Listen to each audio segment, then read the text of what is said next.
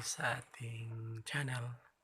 For today's video guys, papakita ko sa inyo kung paano magpalit ng heating pad para sa mug sa Koyi na brand na heat press machine. So, una natin gagawin guys is ito. So, tatanggalin lang natin dito yung wire. Ikita natin dyan. May lock po yan. Tapos, hugutin natin. Yan. Tapos, dito naman guys. Ito, meron siyang screw dito. So, kailangan lang natin itong tanggalin. Ganyan. Para matanggal natin ito. So yan, nakaangat na siya. So next natin gagawin is dito sa bandang ilalim. So makikita nyo dyan ito. So tatanggalin din natin yan. Dito rin.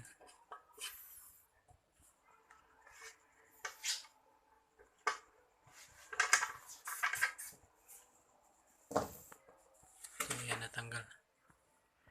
So natanggal na natin. So natin gagawin ito guys is tanggalin na natin itong heating pad. So yan, tanggal na. So yan yung A4 size na heating pad. So ngayon na naman, gagabit natin itong heating pad ng mug. Ayan. So, lagyan lang natin siya ng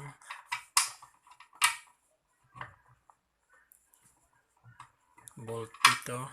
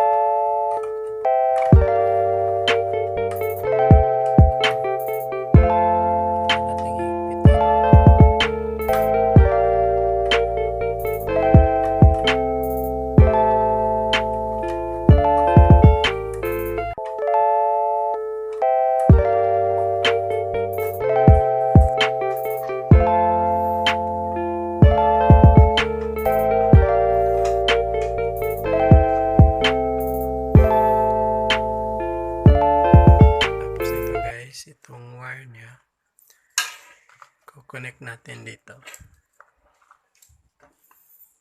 sa ilalim. May port po dyan, makikita ninyo. So hindi naman basta-basta yan kakabit guys, kasi meron siyang yan o, makikita nyo.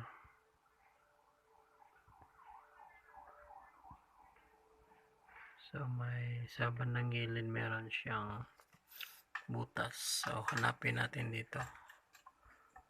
So ayan. Ayan, bit lang. Lock natin. Tapos dito naman kakabit natin dito. So ayan, nakabit na natin ito guys. Ayan.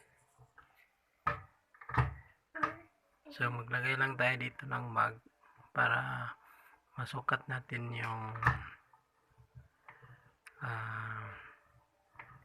kung tama ba yung higpit ng mug. So maglagay tayo dito guys. Tapos dito natin i-adjust para pababa. So ayan, para higpit. So press natin ganyan, sure na hindi luluwag yung mag. So ganyan. Tapos banda rito guys, kailangan natin yung higpitan ito para hindi ito gagalaw. So yan, pag hindi mahigpit, gagalaw yan. So kailangan natin siyang higpitan.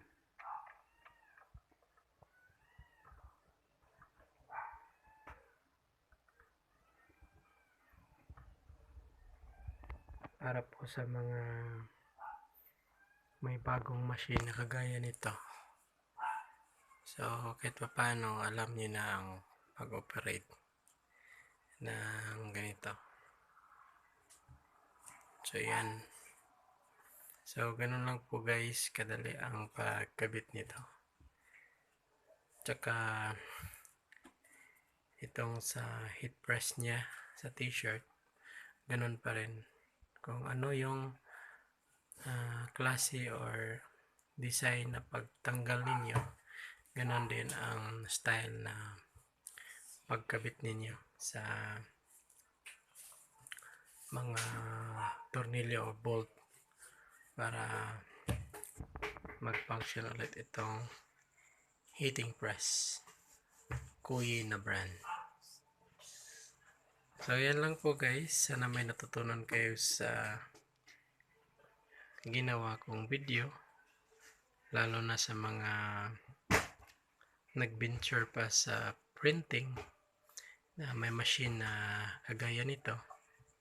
So ito na ang chance na makuha ninyo ang procedure sa pagkabit at saka pagbaklas. So don't forget to like and share. At kung hindi pa kayo nakapag-subscribe sa ating channel, subscribe na kayo. Maraming salamat po.